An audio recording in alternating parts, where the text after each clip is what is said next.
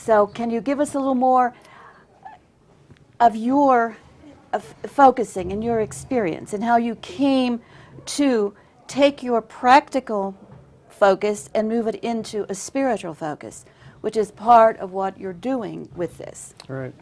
Well, certainly everything in life ultimately is spiritual. That ends up becoming a conclusion that eventually we come to see.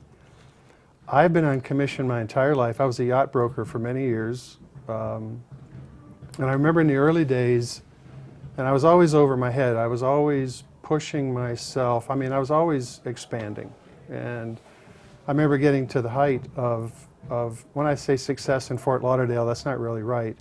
But yacht brokers in Fort Lauderdale, that was the center of the world. And when I got where I could glimpse the very top, the very best success, I thought, this isn't really what I want to be. But in the meantime, meditating helped glue my day together. I would take breaks at lunch and be by myself so that I could kind of regroup, so that I could go back out into the second half of my day kind of grounded and kind of with the intention that I wanted to unfold or how I wanted to interface with people. And of course, at that time, I was kind of driven by how much I earned, but I wanted to enhance the quality of my day and what I did. And I had houses and boats and a wife that was a flight attendant and all those kinds of things. And I guess maybe I kind of topped out in that kind of success, maybe even early on, because I actually retired when I was 30. Wow. And found that not to be anywhere near what I thought it was. I had a 40-foot sailboat. I did a lot of sailing, and I thought that's what I really wanted to do. And there came a point where I wanted to come back in the world. I did a 3-year trip, a 3-year sailing. I did a 1-year sailing trip and then a 3-year sailing trip. And after the 3 years, I realized I was ready for a desk again. And truthfully, I wanted to see women in skirts and high heels again. It's a funny thing, but I remember that very distinctly. And as I came back into the world, I'll tell you what's interesting. I met a gentleman just a few nights ago, and he was a tugboat operator in the Northeast Atlantic. And that is a rough part of the world. And I was so surprised at the depth of this gentleman. And this is kind of I don't want to call this it's just a basic place. It was a restaurant and bar. And I was surprised at the depth of the understanding this gentleman was sharing with me. And I think maybe part of it comes from being on the ocean.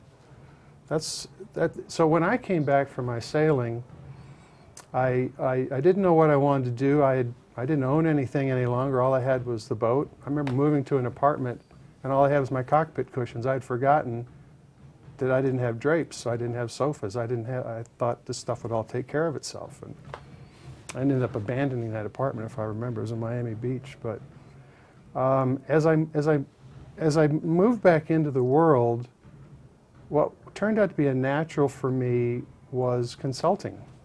And so that's what I did. And I used to teach personal empowerment, and I used to allow clients to come to me with really anything. And we would apply similar principles to anything. It could be divorce, it could be, I'm not going to go into exactly the kinds of things I did because they're incidental, but there came a point where my ability to interface with people, I couldn't take it any further. And I actually stopped and wrote the book, Visionaries Thrive in All Times. Okay. What I had actually done was, in working with clients on basic principles, there came a point of my own understanding that I wanted to write down what I knew. And to really say it the way I mean it, is I wanted to write down everything I knew. Even though I didn't intend on writing a book, but I wanted to write. And as I wrote to the edges of what I knew, what was next would just show up. And so that was the next way my knowledge base continued to grow, and it really led me further into what you might call the quantum world, because if we can define the edges of what we know, what's next is available. And ultimately, the book that I wrote has a great deal of depth to it. The book has not been discovered yet. I think it will be. And how we glue our days together is essential to understanding how to make the world a better place.